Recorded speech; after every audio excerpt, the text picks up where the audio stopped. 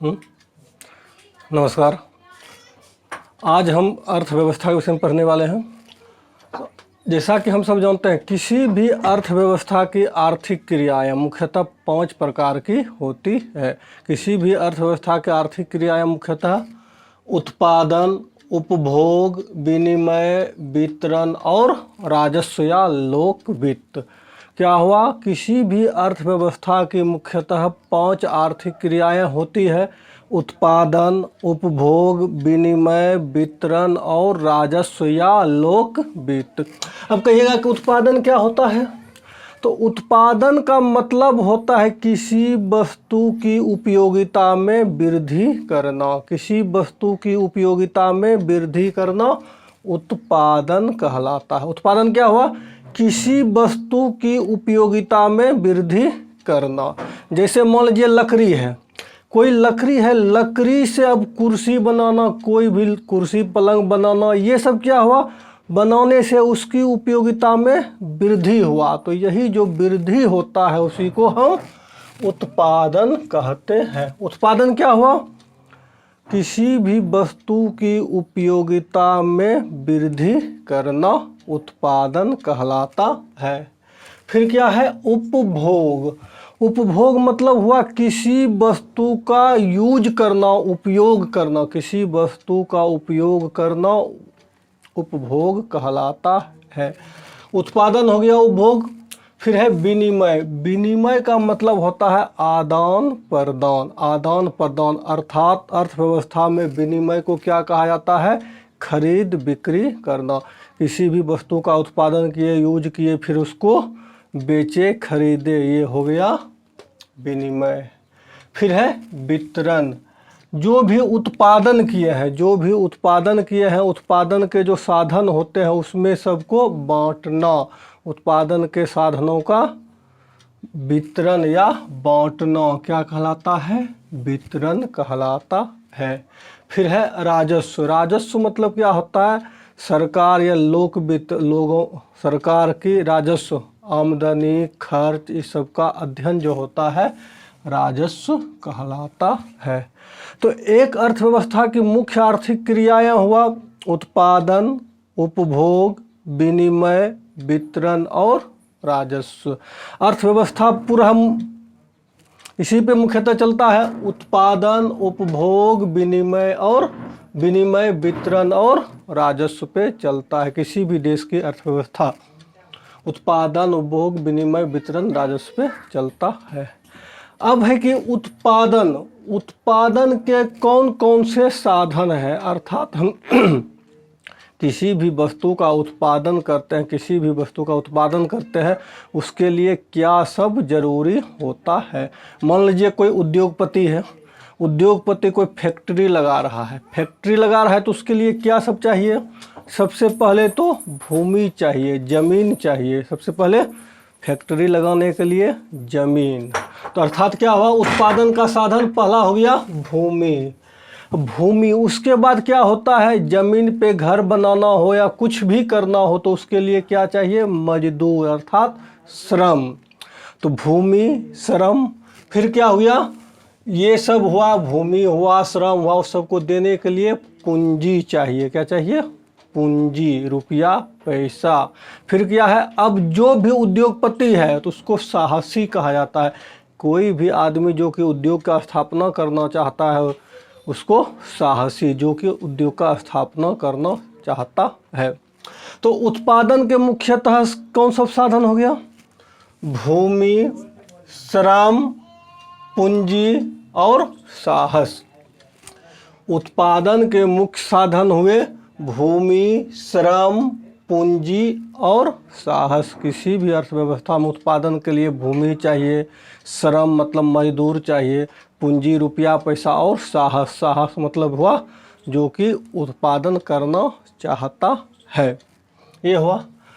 अब है कि इसमें क्या होता है? सभी को जितना भी लाभ हुआ, मान लीजिए कोई फैक्ट्री खोला, उसमें जो भी लाभ हुआ उसमें आपस में बंटवारा होता है, सभी में बंटवारा होता है। तो उसको क्या कहा जाता है? भूमि है।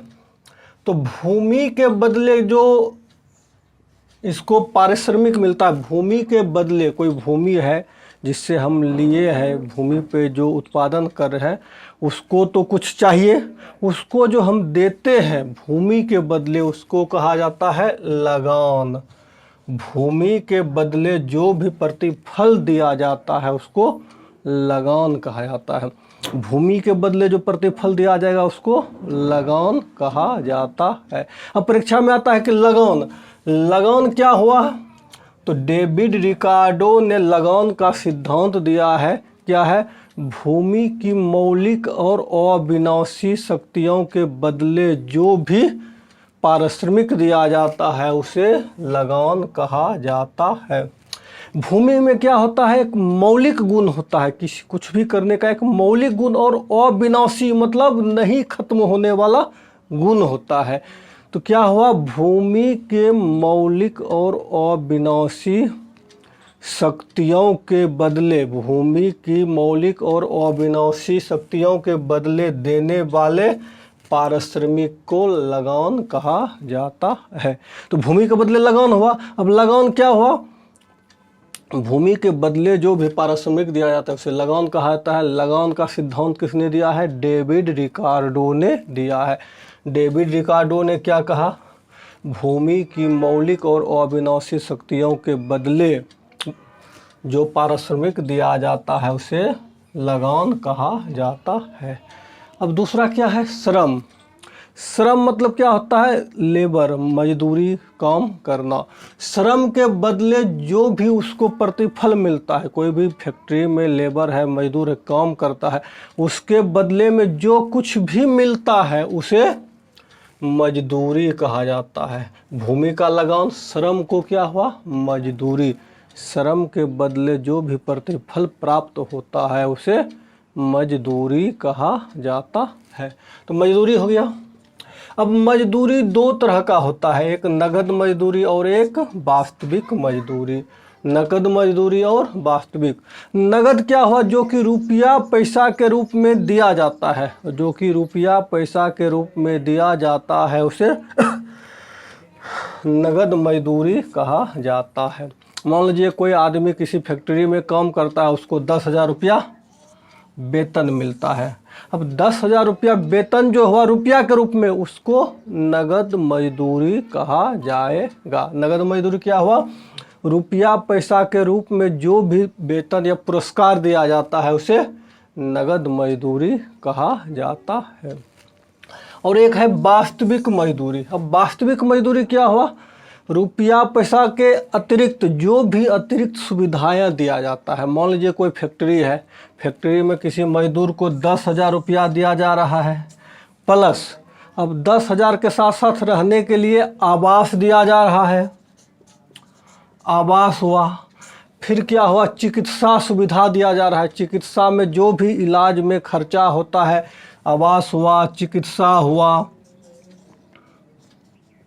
अब शिक्षा, बाल बच्चे के शिक्षा पे भी खर्च किया जा रहा है, भविष्य में पेंशन है, ये सब जो मिला के एक्स्ट्रा हुआ, नगद मजदूरी प्लस एक्स्ट्रा जो भी दिया जाता है उसको मिला के वास्तविक मजदूरी कहा जाता है। और परीक्षा में ये भी देता है, इसका जो गिनती किस पे होता है? एक्चुअल में वास्तविक मजदूरी पे पता चलता है कि उसका मजदूरी अधिक है या कम है। मान लीजिए किसी को 10,000 है, सिर्फ 10,000 रुपया महीना ही है और बाकी इसको कोई सुविधा नहीं दिया गया है। और किसी का है 8,000 रुपया ही महीना है, लेकिन इसके अतिरिक्त इसको सुविधा क्या है?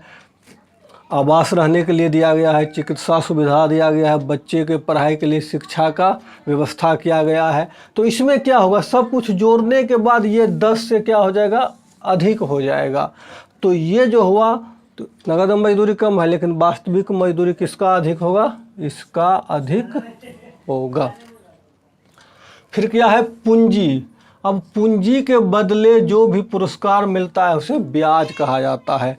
कोई भी उद्योगपति या फैक्ट्री मालिक है, लोगों से पूंजी रुपया पैसा लेके फैक्ट्री खोलता है, तो उसके बदले उसको कुछ तो चाहिए ही चाहिए। वह जो दिया जाता है उसे ब्याज कहा जाता है। पूंजी का पुरस्कार क्या है? ब्याज है। पूंजी का पुरस्कार ब्याज है। पूंजी का पुरस्कार ब्याज है। पूंजी के बदले जो भी पुरस्कार दिया जाता है उसे ब्याज कहा जाता है। अब है कि पूंजी के बदले ब्याज क्यों दिया जाता है, तो इसके लिए कीन्स एक अर्थशास्त्री था, उसने क्या कहा, तरलता का त्याग के बदले ब्याज मिलता है। तरलता मतलब क्या होता है, नकदी। आदमी जो क्या होता है, नकदी के रूप में पैसा अपने पास रखना चाहता है, नकदी के रूप में पैसा रखना चाहता है, कभी भी ज़रूरी पड़े तो उसका हम यूज कर सकते हैं। अब वही पैसा हम किसी को देते हैं तो नकदी अपने पास में नहीं बचा, तो वही नकदी के त्याग के बदले जो भी प्रतिफल मिलता है उसे ब्याज कहा जाता है। किसने क्या कहा, नकदी या तरलता के परित्याग के बदले जो भी पुरस्कार मिलता है उसे ब्याज कहा जाता है। तरलता के परित्याग के बदले जो पुरस्कार मिलता है उसे ब्याज, अर्थात भूमि, लगान, श्रम, मजदूरी, पूंजी को ब्याज। और साहस को क्या मिलता है, इस सब को देने के बाद, भूमि, श्रम, पूंजी, इस सब को देने के बाद जो भी पैसा बचता है वह क्या कहलाता है, लाभ कहलाता है। वह लाभ कहलाता है। साहसी को क्या मिलता है, लाभ क्या हो सकता है, लाभ में भी हो सकता है और ये हानि भी हो सकता है। मान लीजिए क्या हुआ, उत्पाद सबको देने के बाद इसको नहीं बचा, माइनस में आ गया, तो साहसी को क्या हो सकता है, लाभ भी हो सकता है और हानि भी हो सकता है। तो क्या हो, भूमि को लगान, श्रम को मजदूरी, पूंजी को ब्याज और साहस को लाभ प्राप्त होता है। साहसी को लाभ प्राप्त होता है। अब है लाभ का क्या है, सिद्धांत दिया है एक सुम्पीटर अर्थशास्त्री थे। सुम्पीटर ने क्या कहा, इसको लाभ क्यों प्राप्त होता है, कोई भी फैक्ट्री का मालिक होता है उसको लाभ क्यों प्राप्त होता है, क्यों होता है, तो नव परिवर्तन के बदले उसको लाभ प्राप्त होता है। परीक्षा में आता है नव परिवर्तन का सिद्धांत किसने दिया है, तो सुम्पीटर ने दिया है। सुम्पीटर ने क्या किया, नव परिवर्तन मतलब क्या हुआ, उद्यमी है, फैक्ट्री का मालिक जो हो, नया किसी भी चीज़ों का नया खोज करता है, नया तकनीक अपनाता है, तो उसके बदले जो भी प्रतिफल मिलता है उसे लाभ कहा जाता है। सुम्पीटर का हुआ नव परिवर्तन का सिद्धांत। फिर क्या है, नाइट क्या थे, अर्थशास्त्री थे। नाइट ने क्या कहा, लाभ क्या है, किसके बदले मिलता है, अनिश्चितता वहन करने के बदले उसको लाभ मिलता है।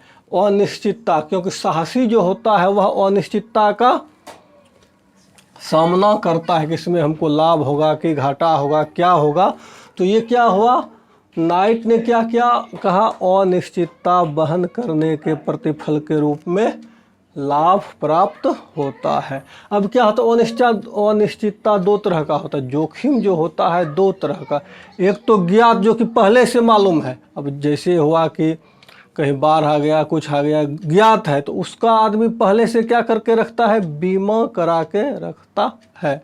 लेकिन कुछ ऐसा चीज़ होता है जिसके विषय में पहले से आदमी नहीं सोच सकता है, लेकिन एकाएक वैसा घटना घटित हो जाता है, तो वही जो अनिश्चितता वहन करता है उसी के बदले क्या मिलता है, लाभ मिलता है। अनिश्चितता वहन करने का प्रतिफल लाभ है। किसने कहा, नाइट ने कहा। जैसे कभी मान लीजिए कोरोना है, किसी को पता नहीं था क्या हुआ, इसके चलते बहुतों को घाटा लग गया, तो पहले से इसके लिए कोई बीमा करा के नहीं रखा होगा, तो यही जो अनिश्चितता वहन कर रहा है तो इसी के बदले लाभ मिलता है। तो आज हम क्या पढ़े, एक अर्थव्यवस्था के आर्थिक क्रियाएं क्या सब है, उत्पादन, उपभोग, विनिमय, वितरण और राजस्व। किसी भी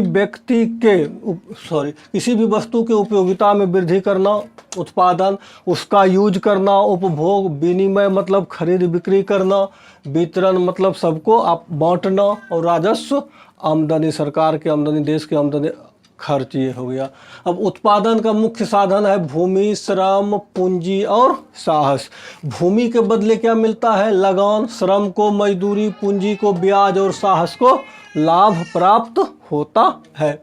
अब है कि रिकार्डो ने क्या किया, भूमि में क्या होता है, अविनाशी और मौलिक शक्तियाँ होती है जिसके प्रतिफल के रूप में उसे लगान दिया जाता है। अब श्रम को मजदूरी दो तरह का होता है, नगद और वास्तविक। जो कि रुपया पैसा के रूप में दिया जाता है उसको नगद कहा जाता है। रुपया पैसा के साथ साथ अतिरिक्त सुविधाएं जो दिया जाता है उसे वास्तविक मजदूरी कहा जाता है। वास्तविक मजदूरी पर ही कोई भी कार्य होता है। फिर है पूंजी, पूंजी के बदले ब्याज मिलता है। अब ब्याज क्यों मिलता है, तरलता का परित्याग के बदले क्या है, तरलता के परित्याग का पुरस्कार क्या है, ब्याज है। किसने कहा है, किसने कहा है। फिर उसके बाद जो सबको दे के बच गया वो लाभ साहसी को क्या होता है, लाभ होता है। लाभ का मुख्य दो है, एक शुम्पीटर ने क्या कहा, ये नव परिवर्तन का है, नव परिवर्तन के चलते इसको लाभ मिलता है। और नाइट ने कहा अनिश्चितता वहन करने का पुरस्कार लाभ है। धन्यवाद।